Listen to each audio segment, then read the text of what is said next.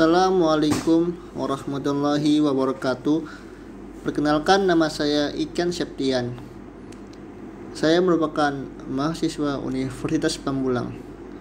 Di sini saya akan menjelaskan tentang desain produk dan jasa dan pengembangan produk. Tugas ini merupakan tugas individu yang diberikan oleh Ibu Siti Nur Aidawati, SOS MM. Langsung saja untuk mempersingkat waktu, saya akan menjelaskan tentang desain produk. Apa yang dimaksud dengan produk? Produk bisa diartikan sebagai kepuasan yang ditawarkan produsen dalam artian perusahaan kepada konsumen. Untuk dapat mencapai maksud tersebut, maka perusahaan memfokuskan diri pada pengembangan keunggulan bersaing melalui strategi bisnis, di antaranya pemberdayaan atau diferensiasi, biaya rendah atau kepemimpinan biaya, respon cepat, rapid respon, atau kombinasi di antara ketiga strategi tersebut. Yang selanjutnya yaitu pemilihan produk dan jasa. Pemilihan produk adalah proses pemilihan produk atau jasa untuk dapat disajikan kepada pelanggan atau klien. Contohnya, rumah sakit melakukan spesialisasi pada berbagai jenis pasien dan prosedur kesehatan. Beberapa rumah sakit dapat memutuskan untuk mengoperasikan rumah sakit umum atau rumah sakit bersalin dan lain-lain. Selanjutnya yaitu kehidupan suatu produk. Di sini ada 4 fase siklus hidup produk. Yang pertama yaitu pengenalan atau introduction. Yang kedua pertumbuhan atau growth. Yang ketiga kedewasaan atau maturity.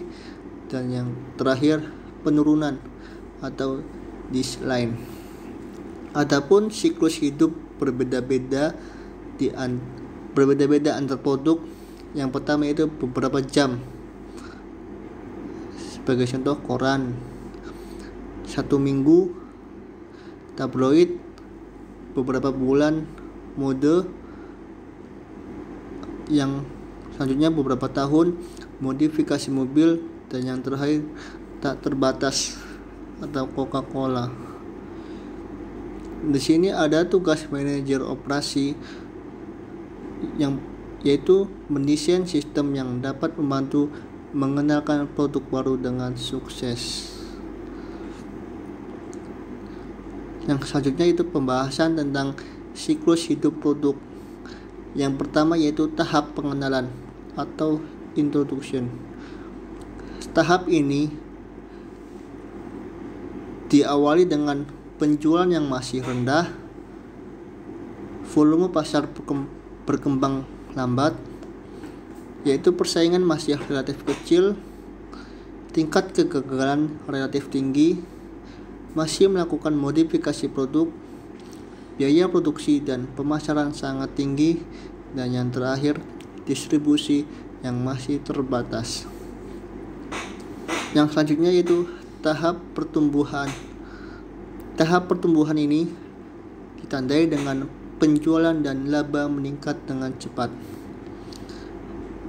Selanjutnya, promosi mulai dikurangi karena produk sudah dikenal oleh masyarakat. Dan yang terakhir, persaingan menjadi ketat karena persaingan mulai memasuki pasar. Strategi yang digunakan untuk meningkatkan saluran distribusinya adalah menurunkan harga jual. Dan selanjutnya yaitu tahap kedewasaan. Tahap ini ditandai dengan tercapainya titik tertinggi dalam penjualan perusahaan.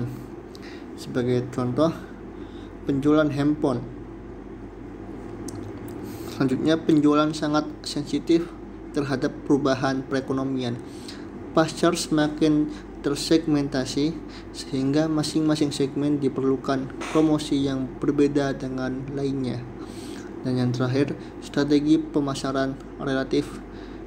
Strategi pemasaran kreatif digunakan untuk memperpanjang daur hidup produk, disebut innovative maturity. Dan yang terakhir, tahap penurunan. Tahap ini ditandai dengan penjualan perusahaan semakin menurun disebabkan oleh faktor-faktor seperti perubahan selera pasar, perubahan teknologi. Sebagai contoh, produk elektronik yang mengalami penurunan adalah CPU atau personal komputer yang saat ini sudah hampir terlibas oleh laptop. Adapun di sini desain jasa. Banyak pembahasan yang memusatkan perhatian pada yang disebut dengan produk nyata, yaitu barang. Di sisi lain, terdapat produk yang tidak nyata, yaitu jasa. Contohnya, industri jasa adalah perbankan, asuransi, transportasi, komunikasi. Produk yang ditawarkan oleh perusahaan jasa, misalnya pencucian dan pemotongan rambut di salon, sebuah senyuman di lobi hotel, kecepatan dan keramahan customer service di bank, dan kenyamanan dalam memberikan pelayanan di perjalanan dengan kereta api. Lanjut, kita masuk kepada pembahasan pengembangan produk. Pengembangan produk adalah strategi dan proses yang dilakukan oleh perusahaan dalam mengembangkan produk, memperbaiki produk lama atau memperbanyak kegunaan produk ke segmen pasar yang ada dengan asumsi pelanggan menginginkan unsur-unsur baru mengenai produk. Adapun tujuan pengembangan produk di antaranya yaitu untuk memenuhi keinginan konsumen. Yang kedua, untuk menambah omset penjualan. Yang ketiga, untuk mendayagunakan sumber-sumber produksi. Yang keempat, untuk memenangkan persaingan. Yang kelima, untuk meningkatkan keuntungan dengan pemakaian bahan yang sama. Yang keenam, untuk mendayagunakan sisa-sisa bahan. Yang ketujuh, untuk mencegah kebosanan konsumen. Dan yang terakhir, untuk menyederhanakan produk pembungkus.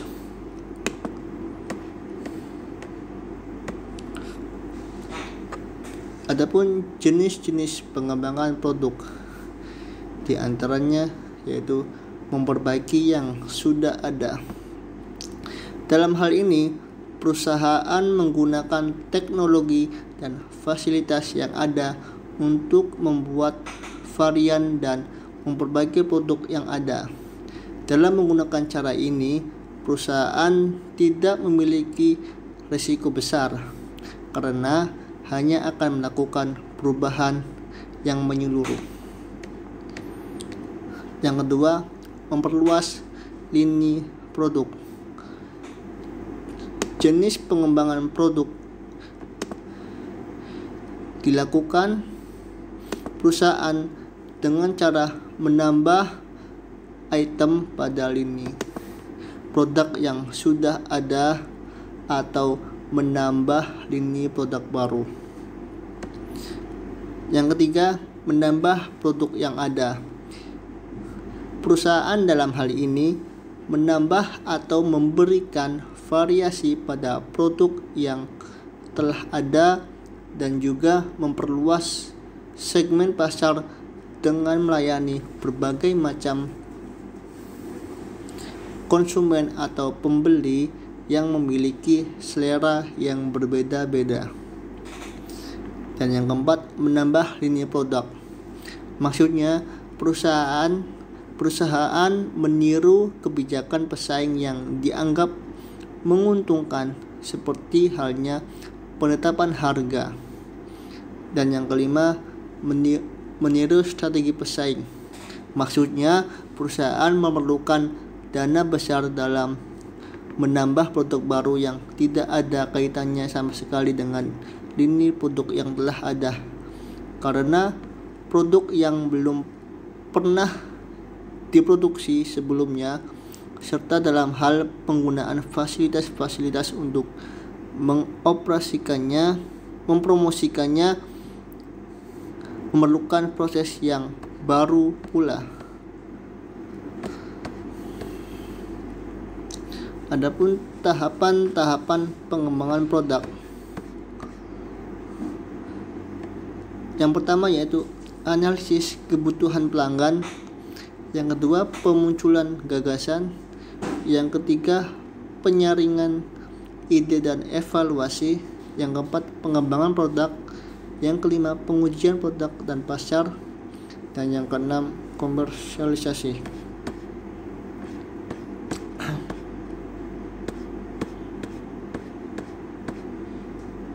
Dan yang selanjutnya, faktor pendukung dan penghambat pengembangan produk. Faktor pendukung diantaranya yaitu perkembangan teknologi. Perkembangan teknologi yang pesat, kemungkinan terciptanya sarana produksi yang baru untuk dimanfaatkan oleh perusahaan untuk membuat dan menyempurnakan produk, sehingga kualitas produk menjadi lebih baik dan jumlah produk yang diperoleh akan dapat ditingkatkan. Dan yang kedua yaitu perubahan selera konsumen. Perubahan ini dipengaruhi oleh tingkat pendapatan, tingkat perkembangan penduduk, tingkat pendidikan, serta kesetiaan konsumen terhadap produk yang bersangkutan. Yang ketiga, persaingan. Adanya persaingan yang kuat di antara perusahaan yang sejenis akan menyebabkan perusahaan berusaha untuk selalu mengembangkan produknya dengan harapan dapat menyaingi volume produksi pesaing. Dan yang keempat, adanya kapasitas produk berlebihan. Dengan meningkatkan kapasitas mesin yang dimiliki perusahaan, maka perusahaan berusaha untuk menggunakan kelebihan kapasitas tersebut dengan jalan memproduksi perusahaan. Yang kelima, adanya keinginan. Yang kelima, siklus hidup produk yang pendek. Perusahaan mempunyai keinginan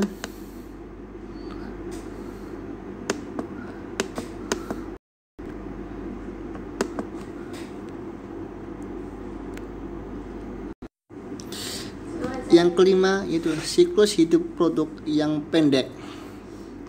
Siklus kehidupan produk yang pendek mendorong perusahaan untuk terus mengembangkan produknya sehingga konsumen tidak bosan dengan produk-produk yang diproduksi perusahaan.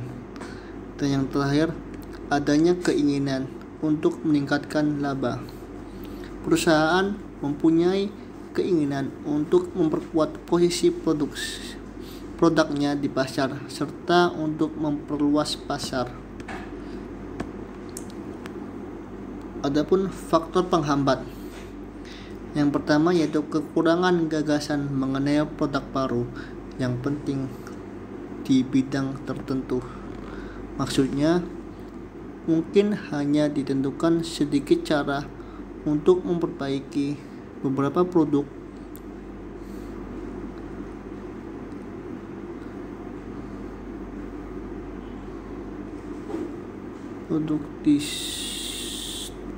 dasar. Yang kedua yaitu pasar yang terbagi-bagi karena persaingan yang ketat.